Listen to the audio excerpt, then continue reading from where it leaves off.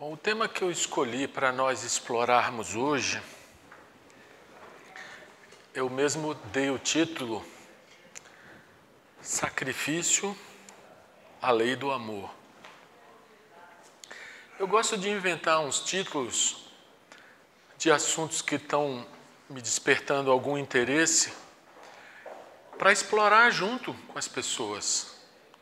Não é uma coisa que eu tenha pronta previamente, que eu venha aqui dizer alguma coisa que eu já saiba, mas é algo que eu quero explorar junto com vocês, quero me aprofundar, quero tentar entender junto com vocês. E realmente, a gente precisa usar as palavras, porque as palavras são o nosso meio de comunicação.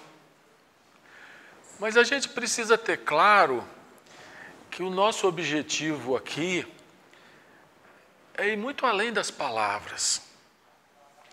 É tentar compreender a vida como ela é, as coisas como elas são.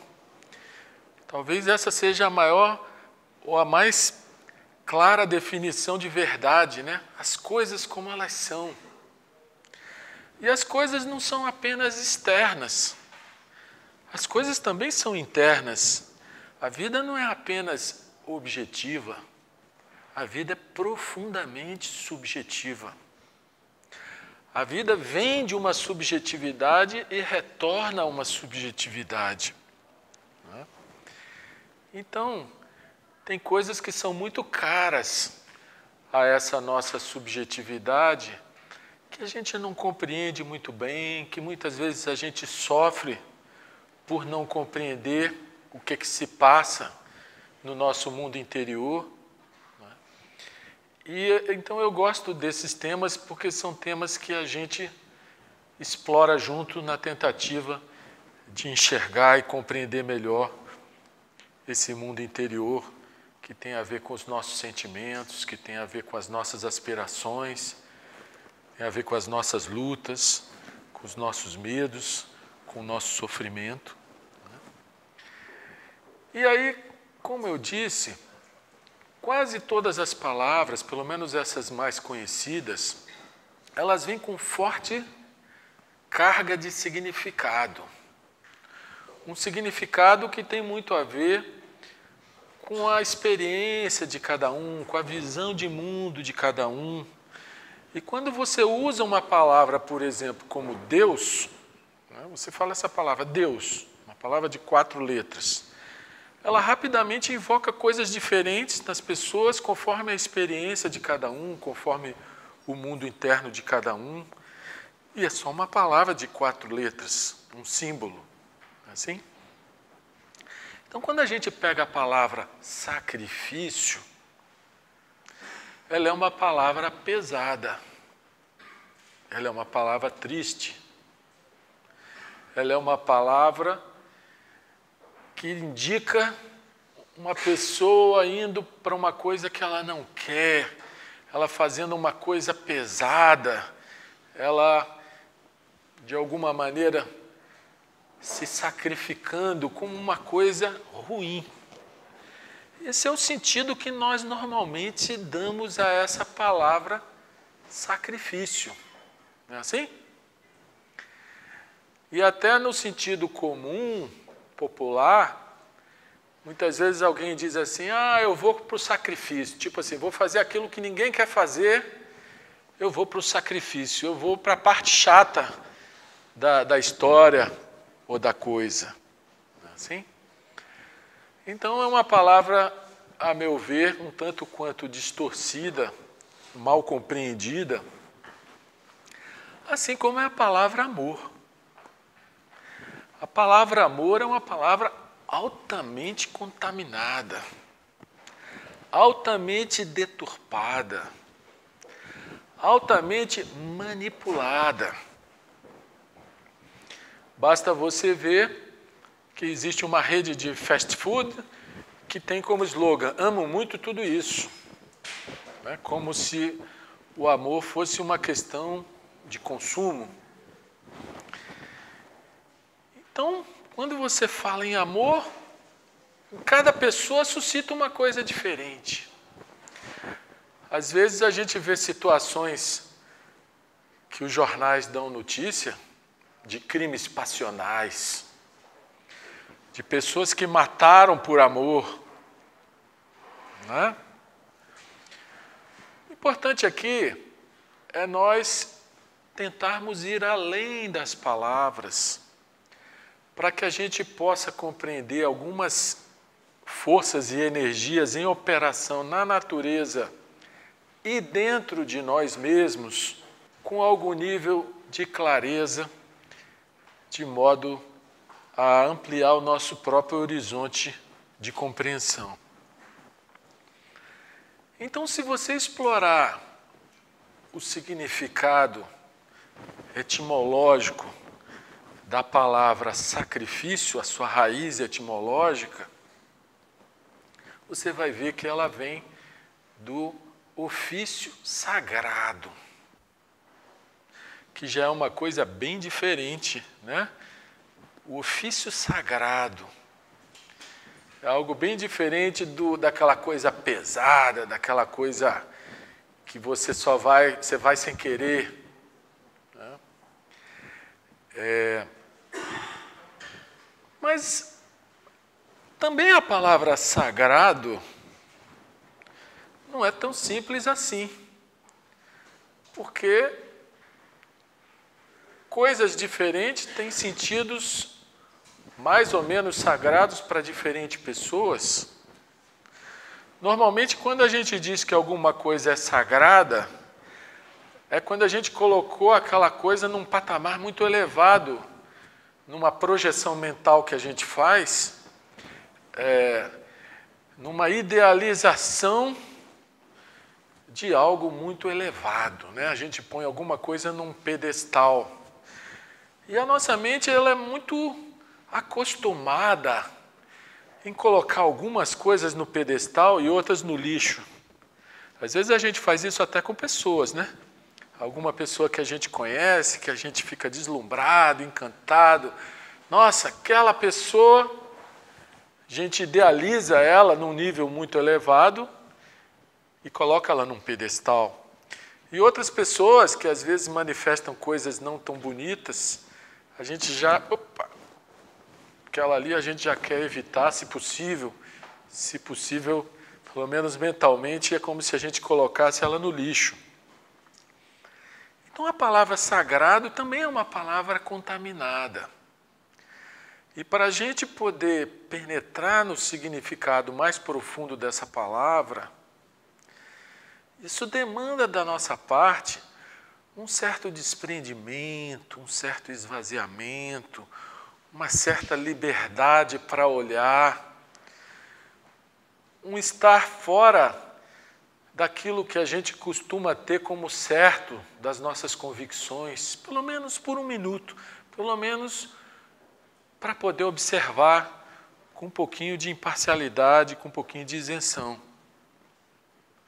Porque é fácil dizer que em toda religião tem isso, né? Um vai dizer, Jesus Cristo crucificado na cruz é o sagrado, né? O outro vai dizer, não, o Krishna, lá tocando a sua flauta, lá na religião dos Brahmanes, é o sagrado. Cada um vai ter um símbolo que vai representar como sagrado.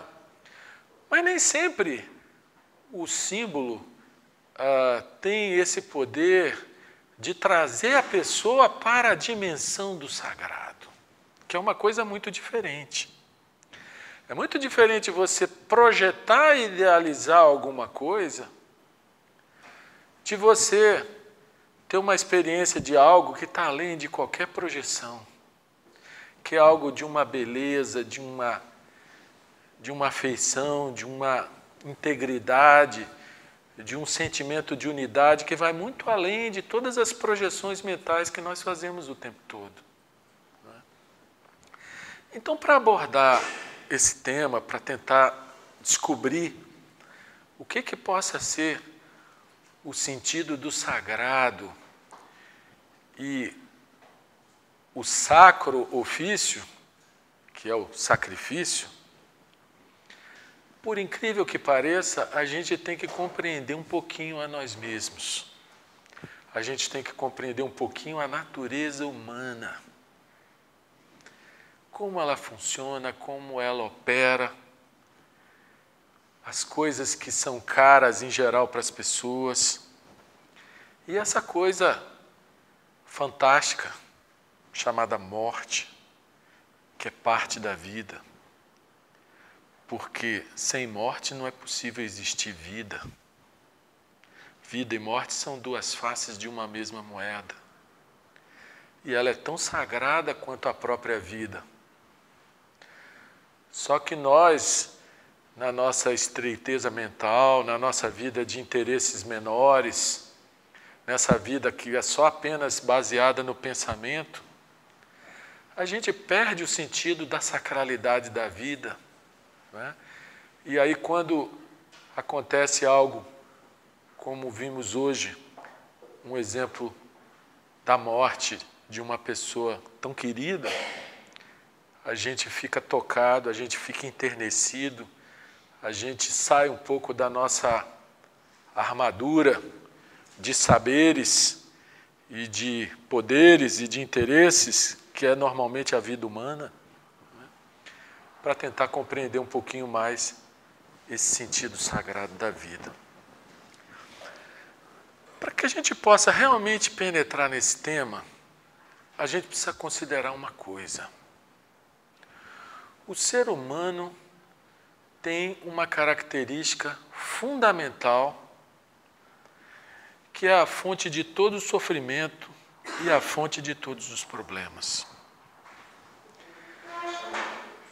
E essa característica fundamental, a gente pode chamar de egoísmo. O mundo, ele é tão caótico. E a humanidade sofre tanto porque a consciência humana, a nossa consciência, porque nós não nos excluímos disso, ela é profundamente egoísta. E para que a gente possa entender um pouco disso, sem criar a dualidade de querermos fingir que não somos egoístas, mas simplesmente olharmos para essa verdade como ela é, se nós a percebermos verdadeiramente, talvez a gente possa descobrir o verdadeiro sentido da palavra amor, que tem tudo a ver com sacrifício. Normalmente, tudo o que nós dizemos que é amor, na grande maioria das vezes não é. Quando a gente diz com muita força, amo tal pessoa, talvez fosse mais honesto dizer, eu desejo tal pessoa. Porque como é que a gente vê pessoas que se amam tanto e depois se separam e passam a se odiar? Que tipo de amor era aquele?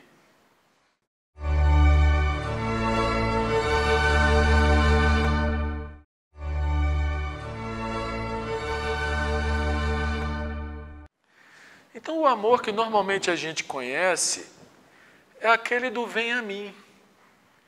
Na medida que a pessoa me agrada, me satisfaz, me preenche, me dá companhia, me dá prazer, me dá sexo, faz aquela comidinha adorável, me serve de alguma maneira, aí eu digo, eu amo. Será que isso é amor? Uma vez o professor Krishna, que é um indiano que esteve aqui dando umas palestras, ele colocou assim, se você se perguntar se você ama a sua esposa, por que você ama ela? E se você encontrar uma resposta, provavelmente você não a ama. porque o amor que a gente conhece é o amor do vem a mim, é do eu ganho, né? Então nós vamos tentar aqui resgatar o sentido essencial dessa palavra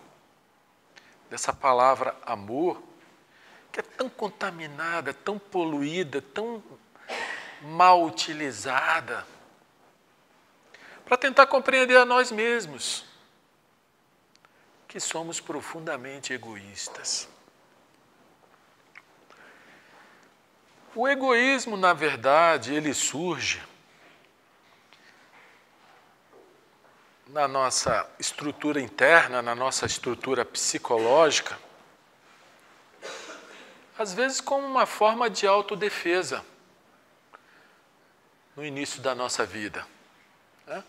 Às vezes a gente vê bebês que não têm um pingo de malícia brigando por um brinquedo, algo perfeitamente natural. Mas à medida que a criança cresce e entra nessa sociedade de interesses, de consumo, de comparações, né? O sentido do egoísmo vai ficando cada vez mais forte na psicologia humana. O sentido do eu e do meu é algo profundamente arraigado na nossa consciência. E mesmo quando a gente acha que não é tão egocêntrico assim, a nossa mente, ela dificilmente vê as coisas por inteiro. Ela costuma ver sempre no lado que nós nos identificamos. Então, se não sou eu, é a minha família, são os meus amigos, é o meu grupo, é a minha igreja, é o meu time de futebol, é o meu país. Tudo isso são formas de egoísmo, porque são divisões que acontecem dentro da mente humana, dentro da nossa mente, e que segregam pessoas e que criam espaço para conflitos, para choques, para preconceitos, para barreiras. E é uma agressão ao princípio fundamental da unidade que permeia toda a vida. E nós fazemos isso o tempo todo. É possível existir amor coexistindo com o egoísmo? Quando, em 1995, quando completou 100 anos da morte do Jiddu Krishnamurti, que foi um pensador indiano que explorou muito essas temáticas relacionadas com o autoconhecimento, lá na Sociedade Teosófica, na sede internacional, foi feita uma convenção cujo tema foi em homenagem a ele, e o tema da convenção foi, lá na Índia, onde o eu está, o amor não está. Então, onde a gente se coloca em primeiro lugar, que é o egoísmo, não é? O amor não está. Porque o amor é uma energia de doação pura. É uma energia que não é via de mão dupla. Quando a gente vê o sol nascendo e morrendo a cada dia, a gente vê como uma coisa banal, a gente vê como um fato da natureza apenas. Mas segundo a literatura esotérica, o sistema solar é um ser vivo, assim como o planeta Terra é um ser vivo. E o coração desse sistema, chamado Logos solar, o coração físico dele, é o Sol. Que se ele se apagasse, acabava tudo. Não é? Algum dia ele vai se apagar e vai acabar tudo. Mas hoje ele irradia a sua energia de calor para bonitos, para feios, para justos, para injustos, para altos, para baixos, para gordos, para magros, sem pedir nada em troca. Uma energia de puro amor na natureza. e que a gente banaliza. Não, é um astro que está lá queimando lá seus gases, como se fosse um produto do acaso. Tudo bem, é uma forma de olhar as coisas. Mas se a gente conseguir perceber que a natureza é amor, se a gente conseguir perceber que tudo se interliga por dentro de uma maneira harmônica, e que nós, seres humanos, que nos achamos tão privilegiados, que temos uma tecnologia tão desenvolvida para fazer, inclusive, bombas atômicas, né? A gente perde o sentido do sagrado e deixa de perceber o amor como uma força presente na natureza o tempo todo. Uma vez o Dalai Lama usou uma frase que ele sintetizou o ser humano, dizendo que o ser humano é filho da compaixão. Olha que interessante. Na hora que o bebezinho nasce, se não tiver alguém que cuide dele, que alimente, que abrigue, que proteja, ele não tem condição de sobreviver. Todos nós só sobrevivemos porque alguém dedicou a nós uma energia de compaixão, de cuidado, de proteção, até que a gente pudesse andar com as próprias pernas. Não é assim? Isso não é apenas no ser humano, não. Essa energia está presente na natureza. Uma vez eu tive uma experiência tão interessante, porque lá no meu sítio eu tenho uns cavalinhos lá, e tinha uma égua que ela apanhava de todas as outras. Entre eles lá, eles têm a hierarquia, né, das chefes e tal, e ela apanhava direto, até que essa égua estava para ganhar um potrinho, e eu com medo, né, vamos estraçalhar esse potrinho, né? Separei e tal, ela ganhou o potrinho, e depois chegou a hora de unir com as outras. E aí, no primeiro dia, a gente ficou morrendo de medo, porque ela era a égua que apanhava das outras, né? Fomos cheios de cuidado para, se for o caso, intervir, proteger e tal. Na hora que ela entrou com o potrinho e aquelas outras vieram todas para cima dela, essa égua virou cão. O que ela distribuiu de coice, patada para todo lado, ela assustou todas aquelas outras que batiam nela. Né? Quer dizer, olha o que o instinto da maternidade fez num simples animal. Então, a natureza tem essa poderosa energia permeando todas as coisas. Mas para compreender essa energia e para poder tocar um pouquinho dela, nós temos que compreender a nós mesmos e o nosso próprio egoísmo, que é uma estrutura mental de interesses que a gente cria. O chamado eu, que é uma autoimagem que nós nutrimos e alimentamos dentro da nossa cabeça e que nos segrega em relação aos outros, que de alguma maneira, quanto mais a gente vive em função desse eu e dessa energia mental, mais o nosso coração seca. E para que essa energia universal, natural, chamada amor, possa florescer em nós, possa vir a nós, nós precisamos perceber como nós somos egocêntricos, como nós vivemos para nós e para os nossos, no nosso pequeno mundo de interesses. E não fazer disso um problema, porque não adianta você querer ser o que você não é. Você vai produzir uma coisa artificial, vai produzir conflito dentro de você e não vai chegar a lugar nenhum. E já dizia o Krishnamurti que todo conflito é desperdício de energia. Então, para permitir que a energia do amor venha florescer no nosso coração, a gente precisa compreender o que é serviço e o que é sacrifício. Reparem que quando existe amor, aquela coisa que poderia parecer sacrifício, ela não é sacrifício. Por exemplo, você tem um bebê em casa, que acorda de noite, que acorda de madrugada.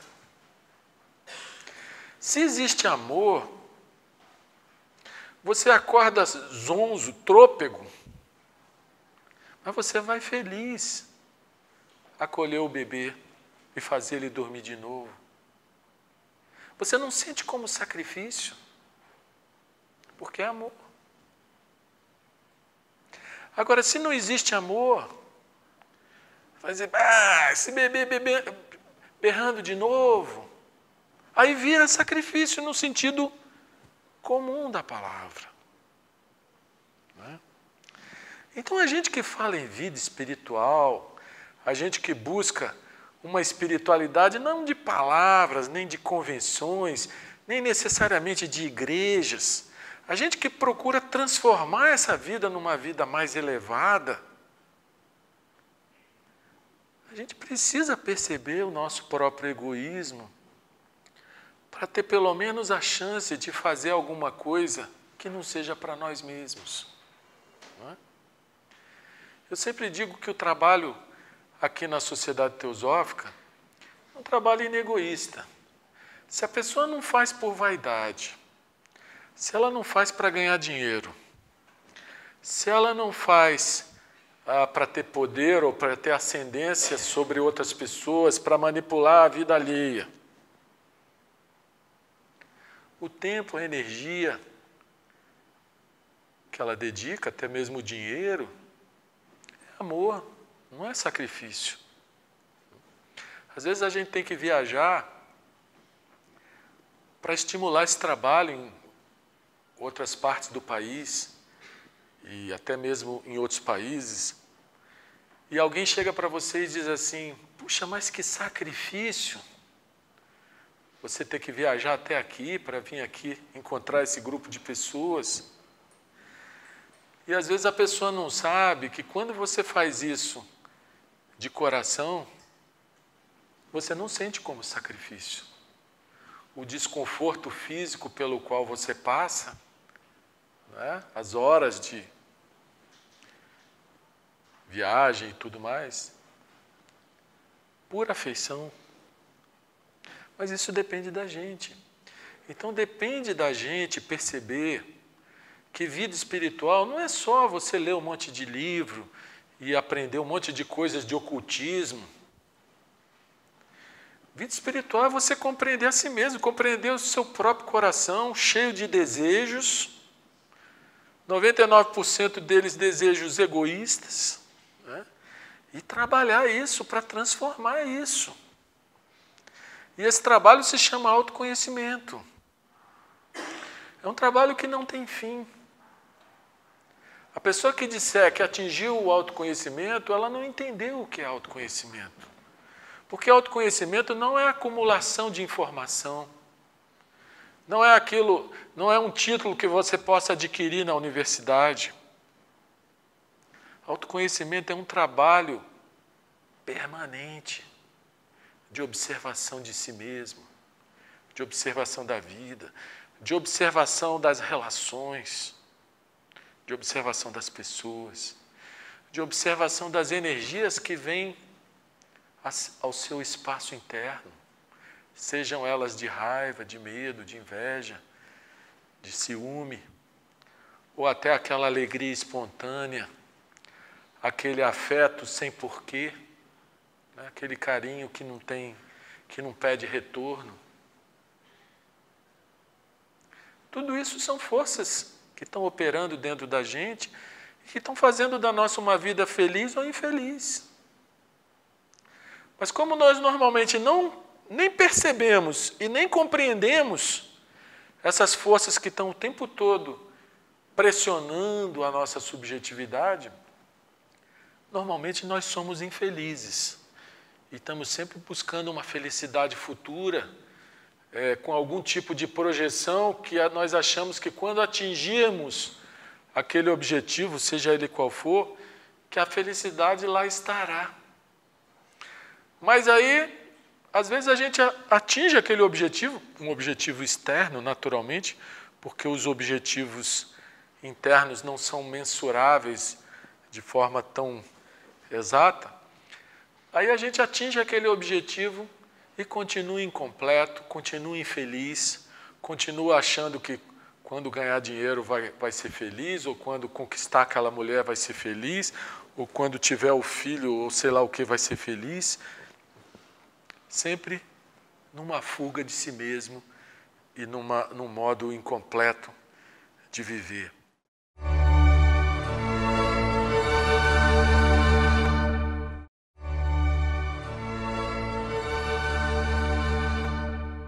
Então, para que a gente possa realmente tocar o que a gente está chamando de dimensão do sagrado,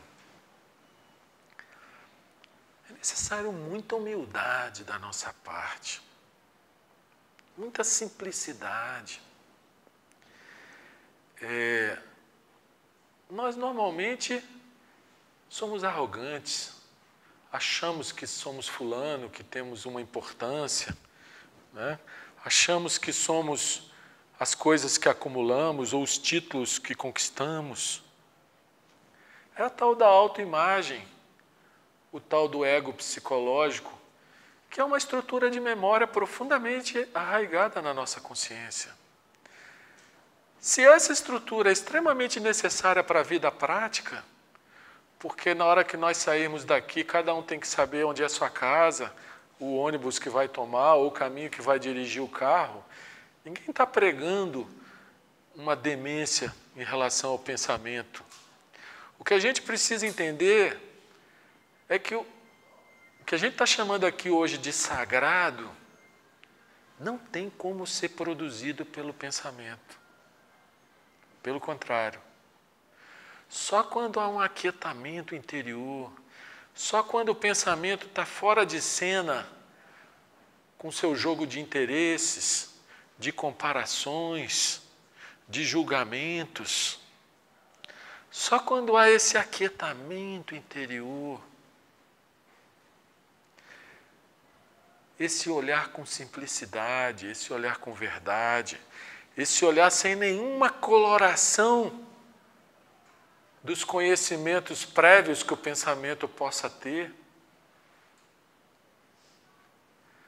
Nesse estado de vazio, é possível sentir a presença do sagrado. Ainda que isso se dê por uma fração de segundo apenas. Quem quer que tenha a aventura de se esvaziar suficientemente para que isso venha a nós, porque isso não é produzido por nós, vai saber a força, o poder, a harmonia e a alegria que vem dessa dimensão. Isso não é privilégio de ninguém. Todo ser humano tem no fundo da sua consciência uma conexão com o infinito. Mas para isso ele precisa aprender a morrer. E o morrer aqui é por alguns instantes, pelo menos, se esvaziar de si mesmo.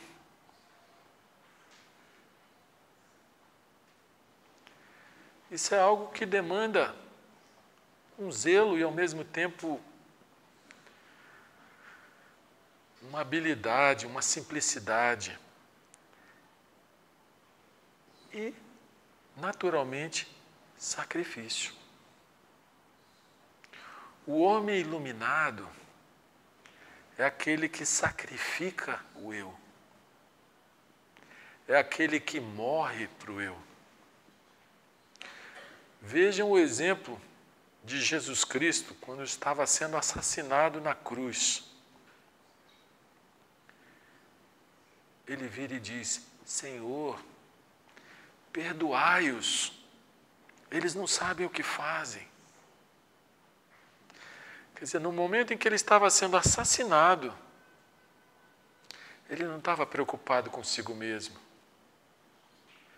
Ele estava preocupado com aqueles que o estavam assassinando e pedindo que o Senhor os perdoasse, porque eles não sabiam o que faziam. Isso é amor. Isso é completa ausência de eu, de autointeresse, de autoimportância.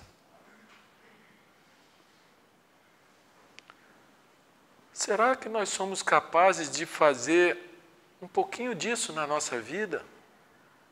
Sair do nosso centro de interesses para servir ao outro, servir a quem quer que seja. Às vezes você é parado no sinal por alguém que está pedindo uma esmola. E você não tem nem um trocado para dar para aquela pessoa. Mas você abre a janela do carro, olha nos olhos dela, dá um sorriso e fala: não tenho. Mas você, só nesse sorriso, você passa um afeto que você vai ver que o pedinte vai gostar mais de receber esse sorriso, às vezes até do que a esmola. Outro dia aconteceu isso comigo, uma senhora, uma velhinha, daquelas que dá pena mesmo, se tiver dinheiro tem que dar. Aí eu abaixei o vidro e falei: não tenho, mas assim, com carinho. Ela falou: vai com Deus, meu lindo. Foi assim foi um momento de comunhão com a mulher, entendeu? Ela falar assim: meu lindo, aquilo me tocou. Vai com Deus, meu lindo. Nem sou lindo, mas pô. O fato é que sair do nosso centro de interesses para servir alguém, ainda que seja com um gesto de boa vontade, um sorriso, né? Isso é sacrifício. Né? Na medida que a gente percebe que a tal vida espiritual que a gente almeja, ela só avança na medida que nós nos dispomos a servir. Enquanto a gente está muito estudioso, muito achando que está acumulando informações, achando que está ficando espiritualizado, né? Muitas vezes isso é um jogo de ilusões que a gente cria para nós mesmos.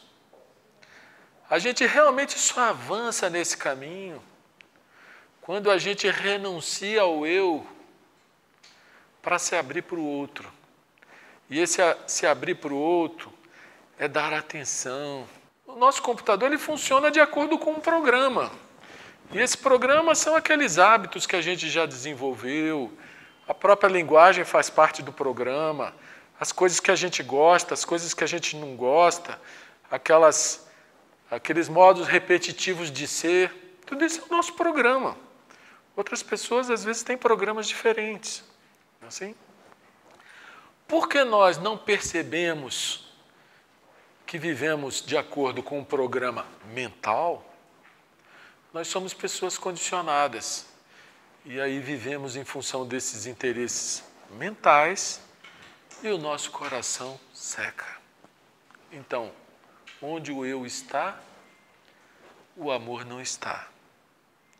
Onde o eu é percebido, ele pode ser sacrificado.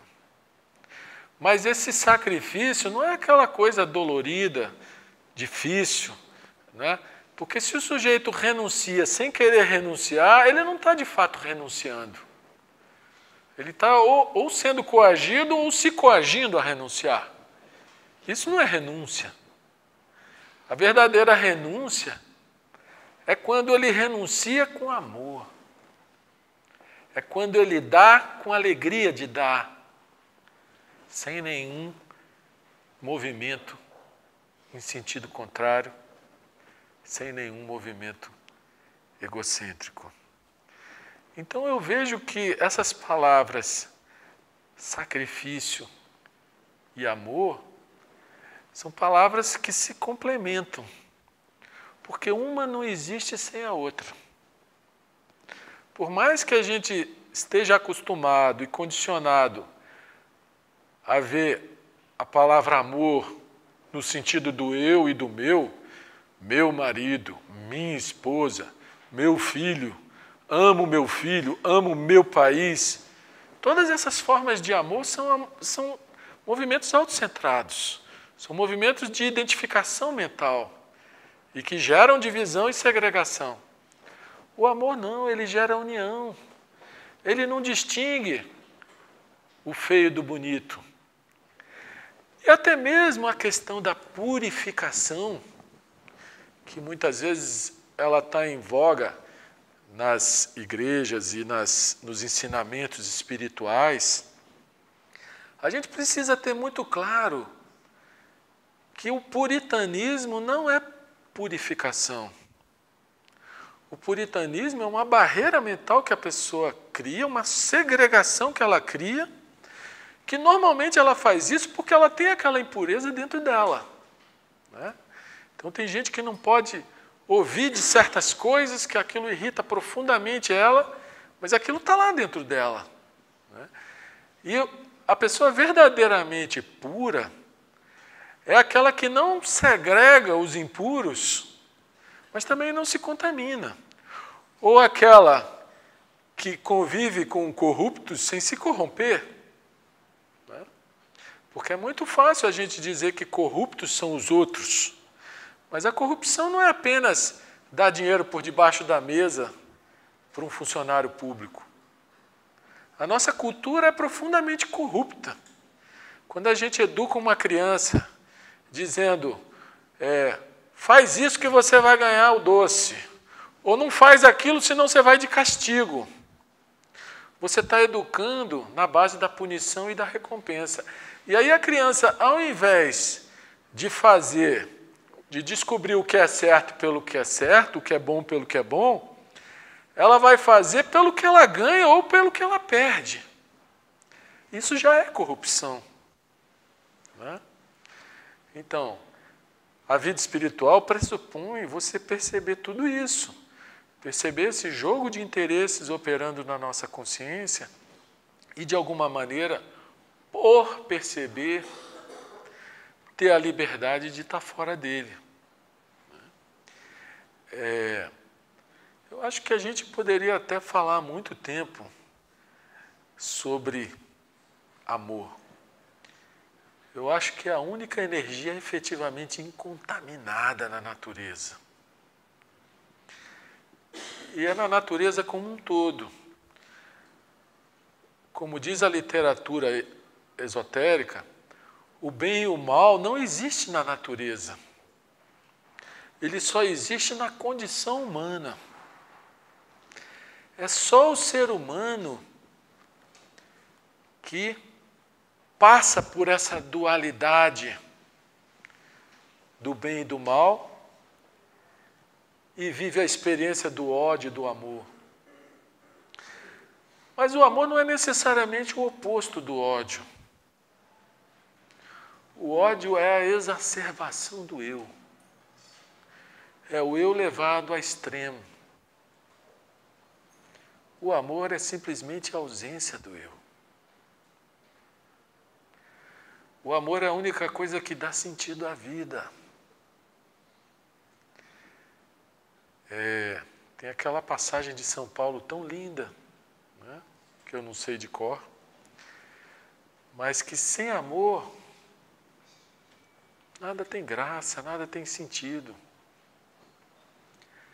E o Krishnamurti diz, sem amor a vida é como uma terra estéril, não brota nada, não floresce nada. E com amor a vida tem uma dimensão completamente diferente. Ainda que a gente possa ter perdas, nosso coração, na verdade, emana um sentimento de um afeto muito profundo, não só pela pessoa que perdemos, mas pelo ser humano como um todo, né? Porque essa é a nossa sina, essa é a nossa trajetória. Acho que os momentos mais sagrados da vida são aquele que o sujeito nasce e aquele que ele morre.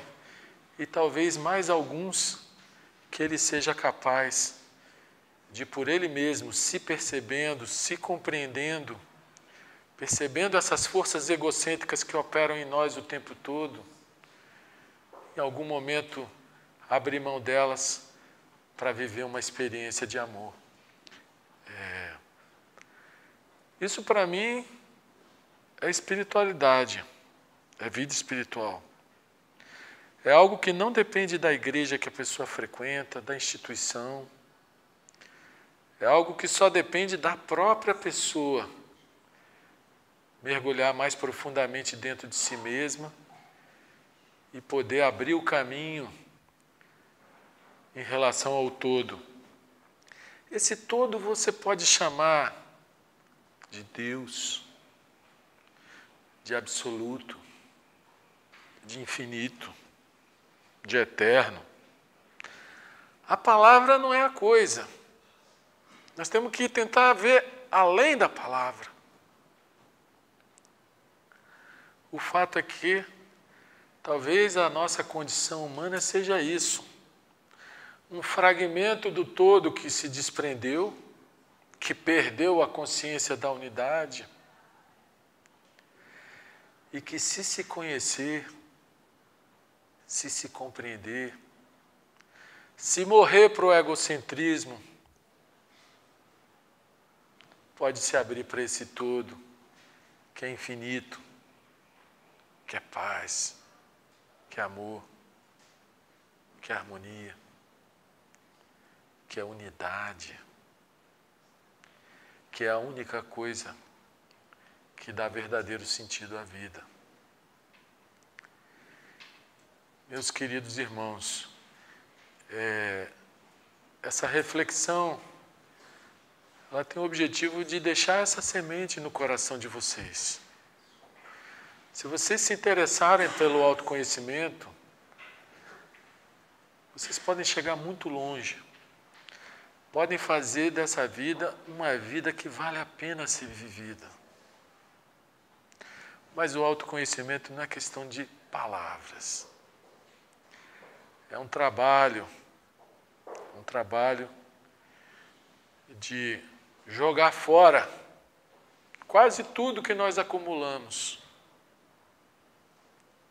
para que algo novo possa despontar na nossa consciência e possa revelar na nossa vida aquilo que há de mais elevado em cada um de nós.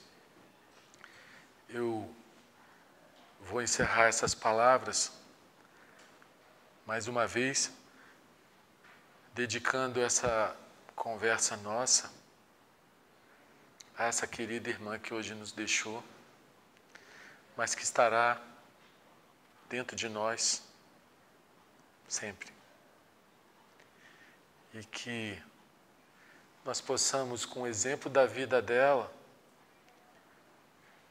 tão dedicada, tão impessoal, tão ausente de egocentrismo, nos inspirar, nos fortalecer, para que a gente possa, nessa caminhada, viver um pouquinho da beleza que foi a vida dela. Uma vida de impessoalidade, uma vida de serviço, uma vida de sacrifício no sentido mais elevado da palavra, uma vida de amor.